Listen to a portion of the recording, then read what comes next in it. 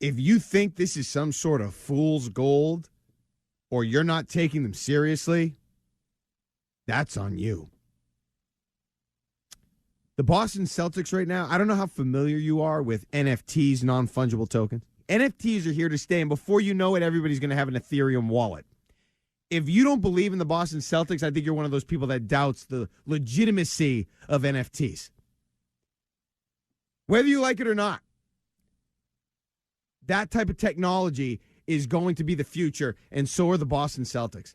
You're kidding yourself if you view this any other way. The way Jason Tatum has seized control of the National Basketball Association is a thing of beauty. He's a superstar. And this team will be able to play with any team in the league, will be a team no other team wants to face,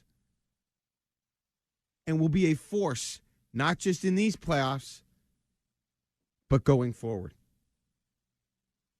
A force. Do not pay J.C. Jackson. As much as I love his game, don't pay him. Let him walk. You have proven you can figure out that position and that side of the ball, Bill Belichick. Let him walk and move on and start over with cornerback and find a way to reallocate those assets and that money towards wide receivers and towards offensive skill guys. There is only one thing that matters. How do Mac Jones' teammates feel about Mac Jones and his body language? That's all that matters to me. Do Mac Jones' teammates think he's douchey? Because I have not gotten that sense. I'm not in the locker room every day. I have not gotten that sense. I feel like they view him as a leader, as a favorite teammate. They respect Mac Jones. That's the vibe I've gotten from his teammates. Now, maybe things have changed.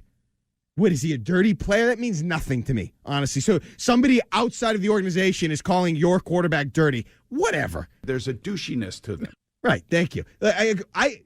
Brad Marchand there's been rumblings and people have called him a dirty player for years. Think the Bruins care? Opposed to a Zach Wilson or a Russell Wilson. The vibe I've gotten from them is that their teammates think that they're douchey. Not being accountable, Zach Wilson. Russell Wilson, yeah, if you want to talk to me, you call my business manager, teammate, and you go through him. That is douchey. Okay, so when the teammates turn on you, that's when I would worry from a Patriots perspective. I haven't seen that. Now, maybe it's happening,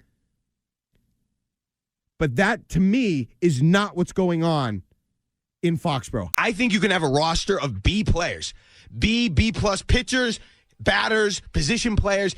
If the team is built correctly and the analytics are factored in right and you've got good chemistry and all those things that team building requires, if that is the case, I don't think you need A-plus high-end talent like you do in football at the quarterback position and now I believe at the wide receiver position, like you do in basketball with your star player. You cannot win an NBA title with B guys everywhere, I don't think. Maybe like once in a blue moon if you want to say like the Pistons. Yeah. But by and large, you need one of the top guys in the league to win a title.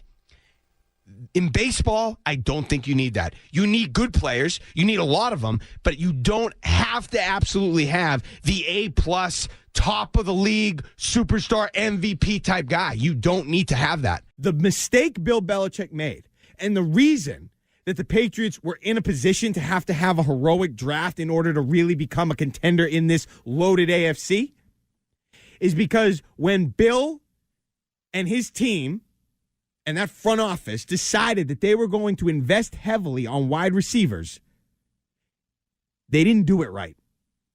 They should have, if they were going to make the decision to heavily invest, and they're third in wide receiver spending in the league, they should have invested in a top-notch, high-end, can't-miss number one guy, and they didn't. They invested in what they hoped would be a B-plus guy, a B guy, a B-minus. They didn't go out and get the alpha, despite the fact that they committed to invest in that position. If you're gonna do that, you go get the alpha, the guy you know can't miss. And if he does miss, it's not on you. By and large, it's on him.